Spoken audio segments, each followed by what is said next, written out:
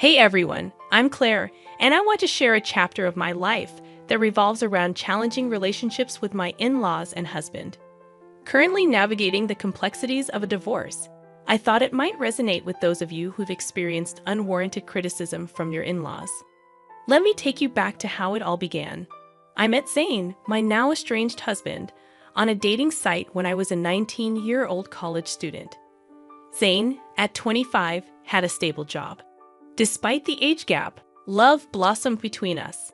I've never been one to judge based on age or appearance, so Zane's age was never a concern for me.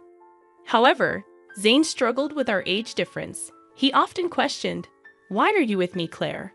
I don't understand. I'm so much older than you. You could find someone your own age who's better suited for you."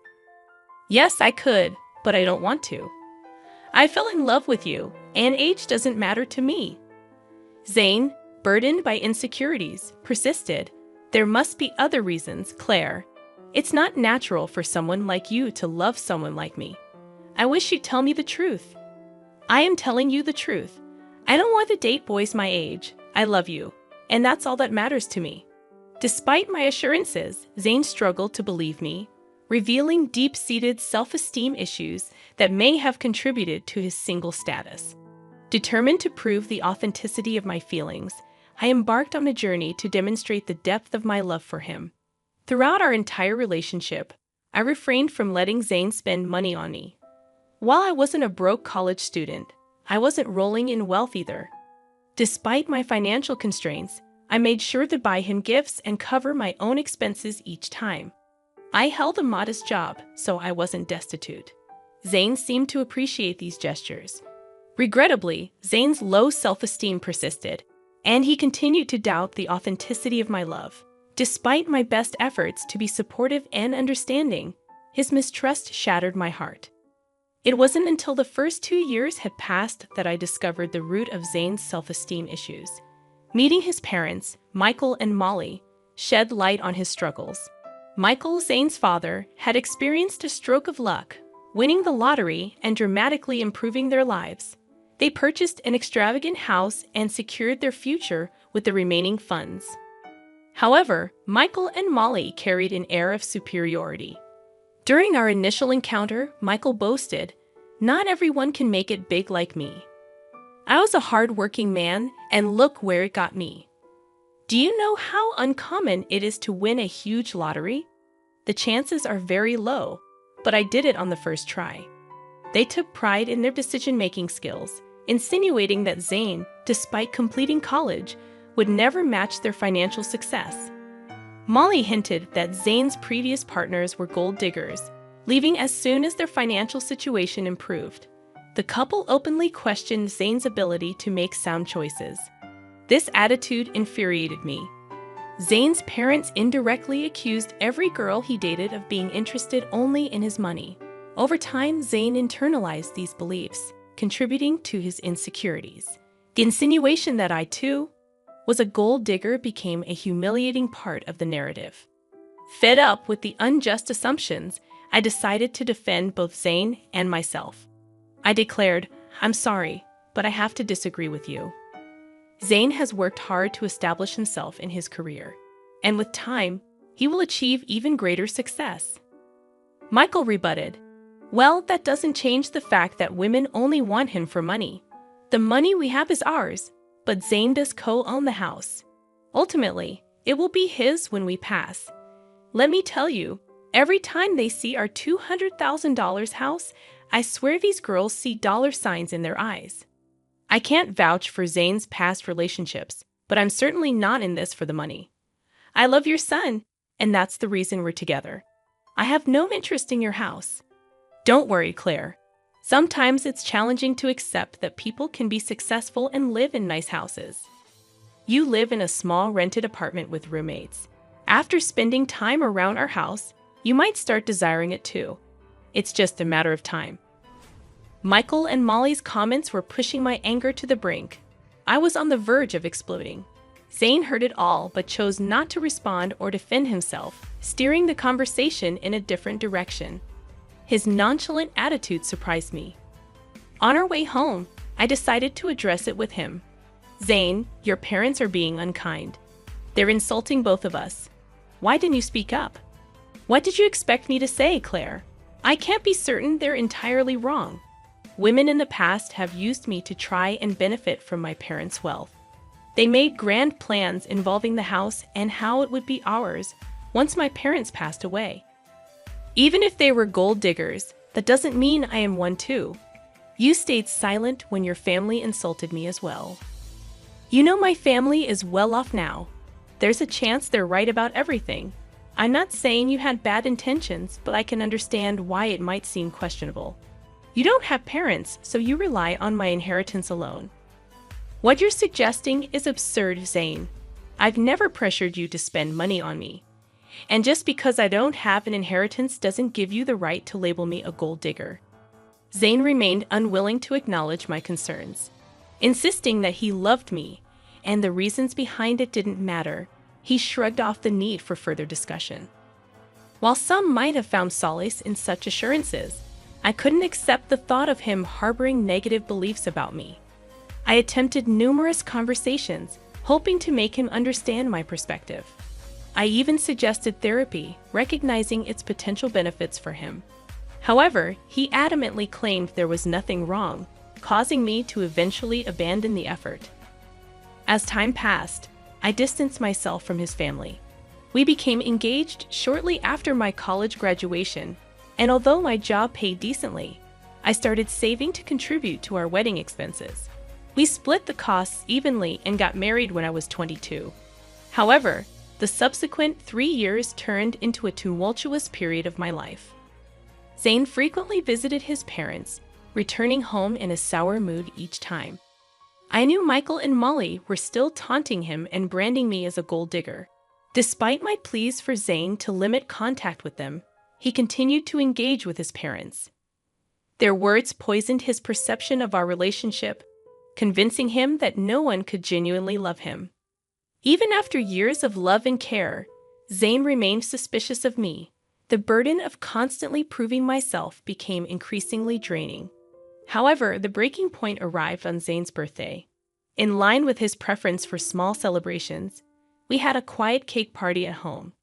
I presented him with the expensive watch he had desired. Zane was elated with the gift, but my joy waned when he suggested visiting his parents to showcase it.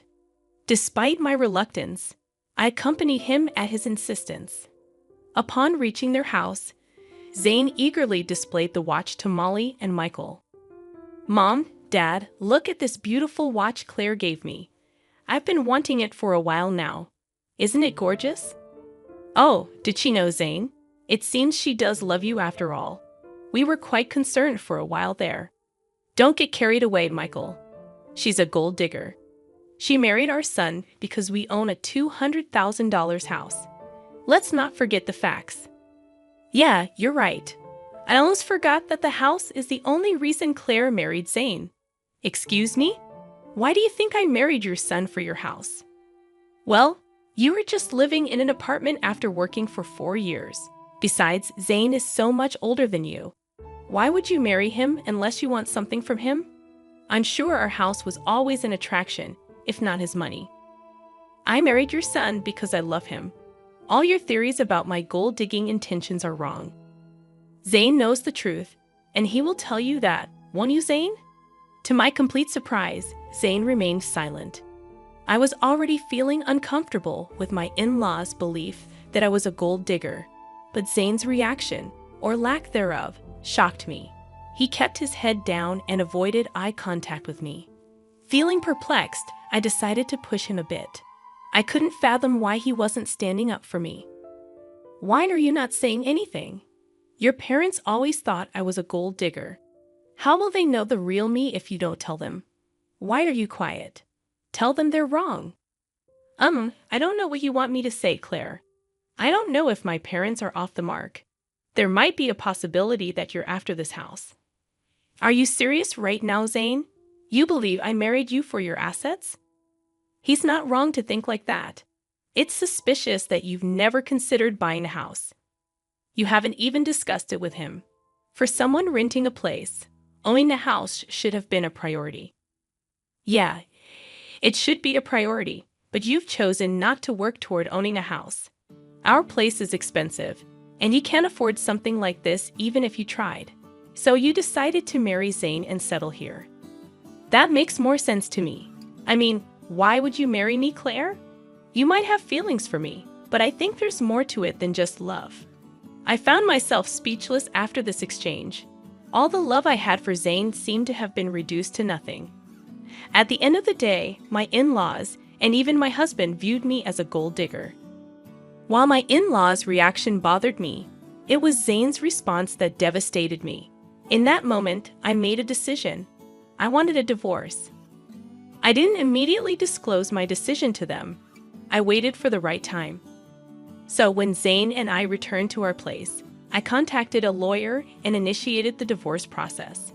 The lawyer assured me that the papers would be ready within a week. In the meantime, I opted to stay in a separate room. Zane assumed I was just letting off steam and had no idea of what was coming. When the divorce papers finally arrived at my parents' house, I packed my bags and left. When Zane called me in a panic, I instructed him to come to an address and bring my in-laws along. Despite his confusion, he agreed. Upon their arrival, I was waiting on the porch. They looked taken aback by the house. I said, "You must be wondering why I brought you here. It's a beautiful house, isn't it? No one can compare their house to this. It costs around $2 million in today's market. Pretty expensive, but worth the money. There's also furniture with an added value of millions. What is this place, Claire? I don't know why you have access to such a house. Why don't you guys come in so that we can talk? I can't tell you everything on my porch." "What do you mean by your porch?" I brushed off their astonishment and walked inside. They trailed behind, even more impressed by the opulence within. The owners of the house had spared no expense. As we settled down, I took a deep breath and addressed them. "I've reached a decision, and that's why you're here. I filed for divorce. Here are the papers. We can proceed with an uncontested divorce if you agree." "What? I don't understand. Why are you filing for divorce?" Zane's voice held a mixture of confusion and concern. "Because you and your parents believe I'm a gold digger. You think I'm after your house, right? Despite my assurances, you refuse to listen.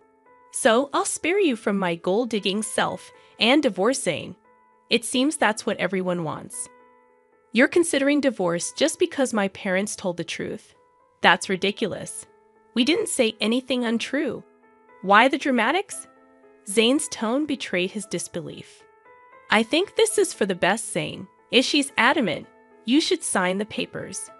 At least then you'll find someone who truly loves you." His mother interjected, her expression unreadable. "Why did you bring us to this house? Do you expect me to buy this for you as part of our divorce settlement?" Zane's voice carried a tinge of accusation. "Why would I need you to buy this house, Zane? This house is already mine," I replied calmly. The shock and disbelief etched on their faces hit me like a bomb. They regarded me with disbelief, as if I were joking. Zane and his family seemed utterly unconvinced. "How on earth can you afford a house like this? You're renting, and your job isn't enough to cover this. Stop lying to us," Zane's father demanded, his tone sharp with suspicion. "I'm not lying, Zane. Remember when I mentioned that my parents left me some inheritance? Well, this is the house I was talking about. It's under a trust now, but I'll officially inherit it when I turn 30. I don't work a high-paying job because I have a trust fund waiting for me. That's impossible. Your parents passed away a long time ago. They should have let you have the house earlier." "Well, you see, my parents were aware of the potential leeches I might attract. So they instructed me never to disclose the house or trust fund to anyone. Call it foresight. But they knew someone could exploit me.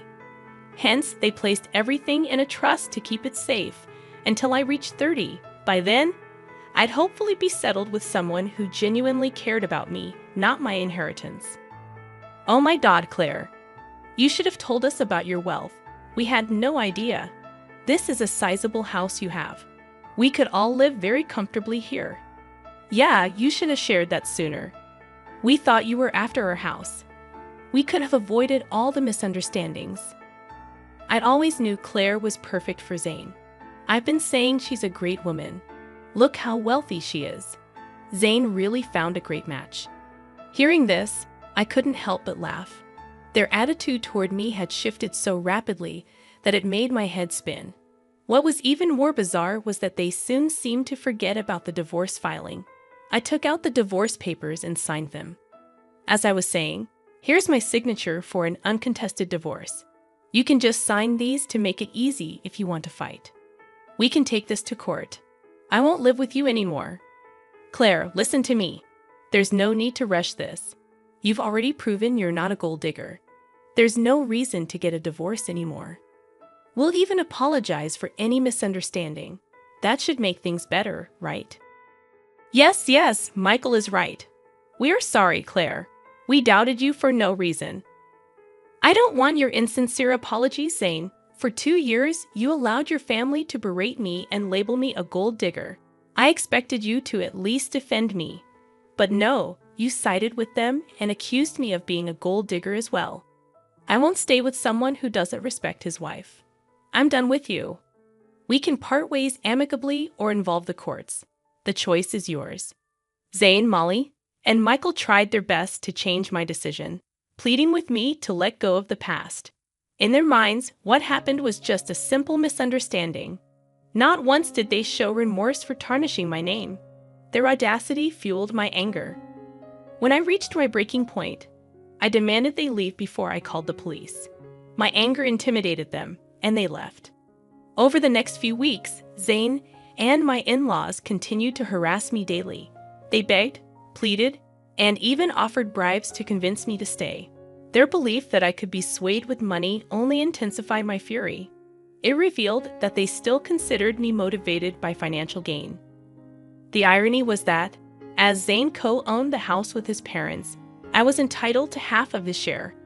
This realization fueled their desperation for reconciliation. Despite their attempts, I remained steadfast in my decision to part ways.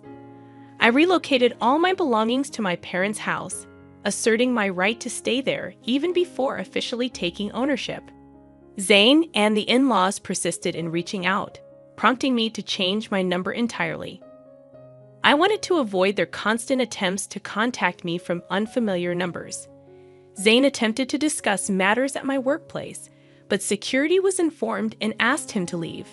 Zane still hadn't signed the divorce papers, holding out hope for a change in my decision. Nearly a year has passed since I initiated the divorce proceedings. With only a year or less remaining before the legal process concludes, I've managed quite well on my own. Living independently, I've found happiness and financial stability.